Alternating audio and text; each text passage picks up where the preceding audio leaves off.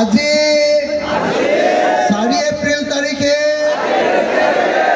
জলেশ্বৰ সমষ্টিৰ গৌৰনগৰত অনুষ্ঠিত হোৱা বিশাল গণসমাৱেশত উপস্থিত থকা ৰাইজে সংকল্প গ্ৰহণ কৰোঁ যে আমি কোনোপধ্যে সাম্প্ৰদায়িক বিজেপি আৰু সাম্প্ৰদায়িক AIDF-ক ভোট নিদিওঁ।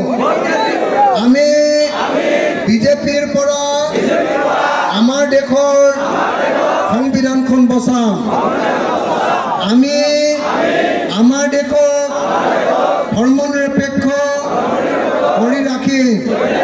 আমি আমাৰ দেশক গণতান্ত্ৰিক দেশৰূপে বচাই ৰাখিম।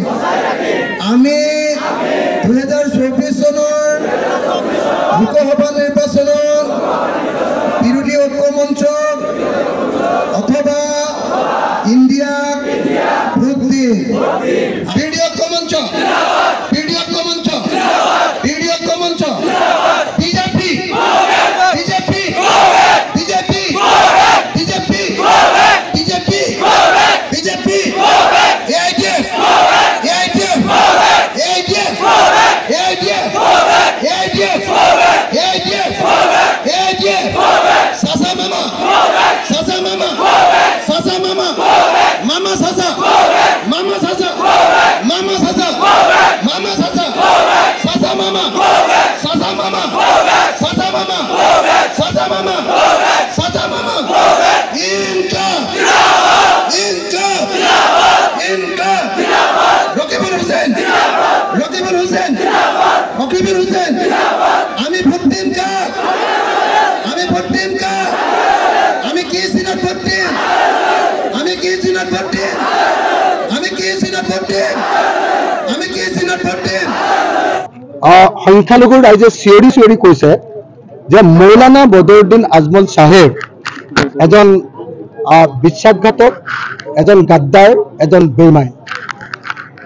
সদায় বদৰুদ্দিন আজমল চাহেবে সংখ্যালঘু ৰাইজৰ স্বাৰ্থক জলাঞ্জলি দি বিজেপিয়ে যাতে সদায় ভোট পাব পাৰে তাৰ কাৰণে সদায় নিৰ্বাচনৰ সময়ত সাম্প্ৰদায়িক বক্তব্য প্ৰদান কৰি কেতিয়াবা কয় যে লুঙি আৰু টুপিৰ চৰকাৰ হ'ব, আৰু কেতিয়াবা কয় যে নহয় মই যদি MPG-কো 420টা মাদ্ৰাছা বনাই দিম।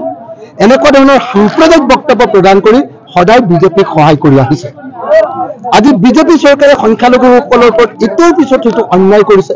কেতিয়াবা ঘৰ উচ্ছেদ কৰিছে, কেতিয়াবা মাদ্ৰাছা ভাঙি দিছে, কেতিয়াবা আপোনাৰ সংখ্যালঘু যুৱকক গুলীয়াই হত্যা কৰিছে, আৰু কেতিয়াবা কেতিয়াবা আমি দেখিছোঁ যে বিজেপি চৰকাৰৰ পৰিচালনাত পৰি অসমৰ বিভিন্ন ঠাইত সংখ্যালঘু মানুহৰ ওপৰত অত্যাচাৰ কৰা হৈছে। আৰু এই সমস্ত কাণ্ডত বিজেপি চৰকাৰক সহযোগিতা আগবঢ়াই আহিছে মৌলানা বদৰুদ্দিন আজমল চাহেবৰ যিটো দল AIUDF-এ।